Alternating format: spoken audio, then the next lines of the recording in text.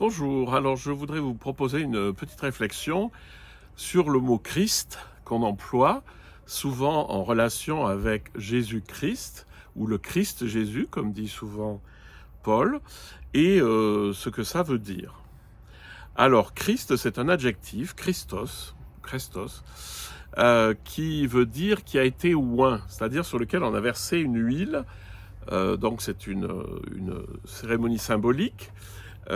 Et il y avait dans l'Ancien Testament 3 types d'onction. Il y avait l'onction royale, l'onction sacerdotale et l'onction prophétique. Et donc, celui sur lequel on a versé l'huile, c'est simplement pour l'envoyer en mission. Alors, soit une mission royale, une mission sacerdotale ou une mission prophétique. Et donc, on attribue à Jésus donc cette onction, puisque c'est celui qui par excellence a été envoyé pour nous donner la bonne nouvelle. D'ailleurs, évangile, la bonne nouvelle, c'est ça. Quand on dit l'évangile, dedans vous entendez ange, et l'ange, c'est l'envoyé. Donc ça veut dire c'est le message parfait de la présence de Dieu en nous. C'est ça que Jésus est venu nous dire. Alors donc, évidemment que Monsieur Jésus, qui est né il y a 2000 ans, on va dire un peu plus, il était Christ dans la mesure où il a été justement envoyé, qu'il a donné un message, qu'il a fait un certain nombre de choses, et c'était vraiment un Christ. C'était le Christ, Jésus, l'envoyé, celui auquel on a donné une fonction, Jésus. Mais le mot Christ tout seul peut s'employer. D'ailleurs, c'est intéressant parce qu'en allemand, Christ, ça veut aussi dire simplement chrétien. C'est-à-dire le chrétien, c'est un Christ. C'est-à-dire c'est quelqu'un qui a été oint. Alors après, on peut parler du baptême, etc., qui sont l'onction aussi, qui sont un symbole du même ordre que l'onction.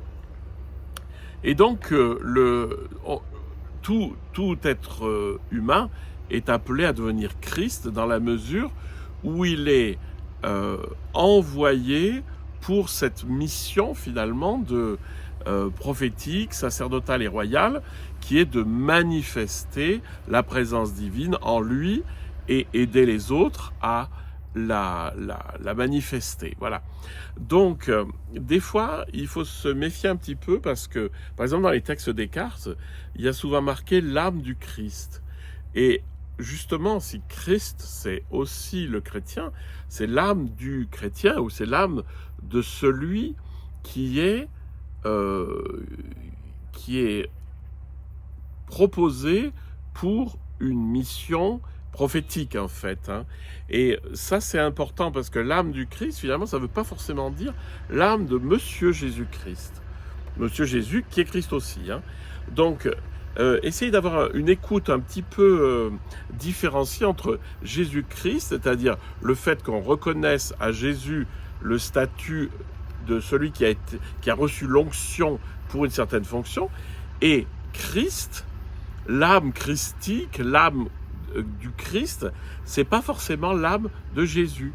C'est-à-dire que le Christ est celui qui a la présence de Dieu en lui, que cette présence doit se manifester par l'onction.